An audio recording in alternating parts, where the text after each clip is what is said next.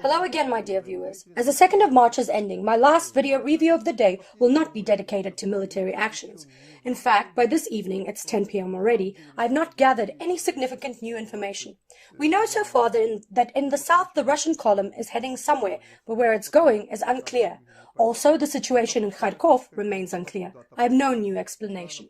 So, let's concentrate on this in one of tomorrow's materials, either in the first or in the second issue. Now, I want to speak about problems of no less importance, how territories live after being entered by the Russian troops. You know, today some Alex Aristovich sitting and babbling in Kiev tells us that all Ukrainian citizens should throw themselves against Russian tanks or armored vehicles with Molotov cocktails.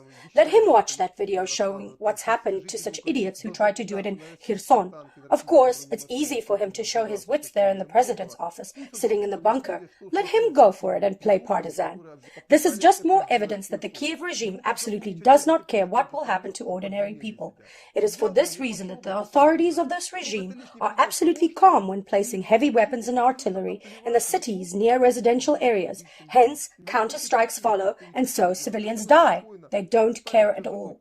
Here they show that with all their behavior that they don't care, but people need to live somehow. Today I want to give a few examples of how certain cities have tried to get out of this situation. The first example is in my home region, the city of Konotop, where the delegation of the Russian command has arrived this morning for negotiations about how they should all live in the same territory now. The Ukrainian armed forces, the Russian armed forces, as well as the city and its civilians. As you know, nothing terrible happened. No fighting there, no bloodshed. On the contrary, they sat down and agreed. They agreed that, for example, the Russian checkpoints and the checkpoints of the Ukrainian armed forces are to stay where they are, on watch, to prevent any problems and any provocations. Meanwhile, the city services have begun to work again to bring life in the city back to normal. Yes, the restrictions on truck traffic are set, but public transport works, cars pass, after inspection, of course. The city begins to return to peaceful life. And note, there are Ukrainian troops inside, while Russian troops are outside, and people live on. What's the problem? No problem at all. And as we know, the alternative path has been chosen by Akhtirka, where not only lunatics shot civilians in order to turn up the heat, but also the local military forces decided not to give up but to fight to the end. Moreover, they fulfilled the plan of Mr. Aristovich by trying to attack Russian vehicles at the rear. In fact, Russian troops had passed Akhtirka peacefully.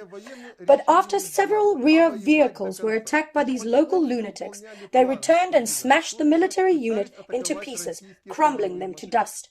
Moreover, the reinforced concrete structures of the barracks could not stand and buried up to 70 Ukrainian soldiers, as far as I know.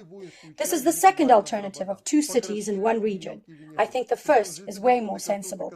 And there is also a third path today, chosen by Kherson, where the mayor has announced tonight that he has concluded an agreement. To be precise, he has put it rather whimsically. It's not an agreement, it's not a treaty, it's just an interaction. Well, God be with him. Call it what you want if it allows the city to live.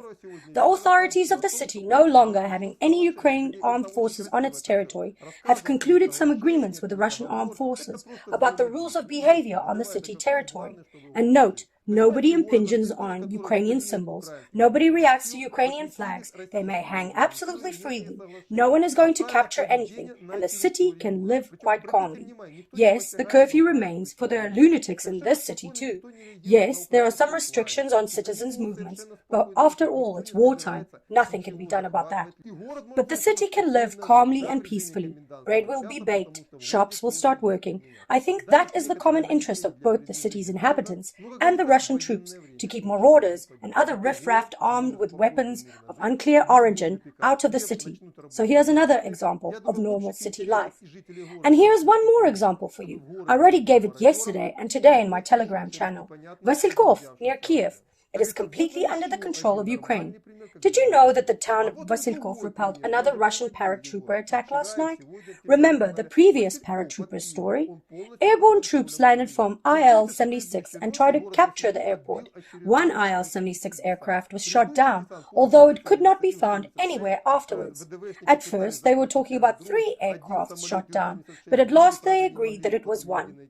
But despite the absence of large lakes or rivers nearby, the debris of this aircraft aircraft has not been found.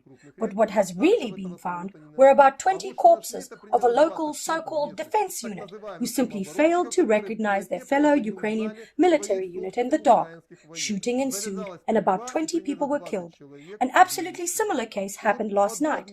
As I suppose the local territorial defense unit got drunk yesterday, a quarrel arose, some of them shot the others, and then those who survived were shot by the third bunch. It ended in 17 corpses of the territorial defense unit. But in the media, it all looked as follows. Some saboteurs intentionally infiltrated the territorial defense in order to capture a kindergarten where 300 Ukrainian children were in the basement. I don't know what they thought they were going to do with them, so they decided to carry out a terrorist attack. They killed their mates, and at the moment, Russian Alpha troops appeared. They captured it all, but the valiant forces of the territorial defense recaptured the kindergarten and eliminated the invaders. Unfortunately, no Alpha troop has been found among all those killed invaders. So if we discard all this rubbish which was invented only to hide more treason, because the territorial defense have shot more than 40 people in this same city in the course of several days shooting at each other, then you can imagine the chaos Ukraine is sinking into. And now, compare this, for example, with what went on in Kherson, or even what went on in Konotop.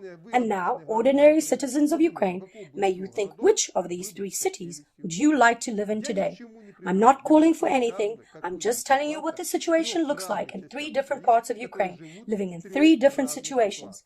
This is what I wanted to say on this issue. That's all for now. Goodbye. Till tomorrow. Stay tuned for a new release in the morning.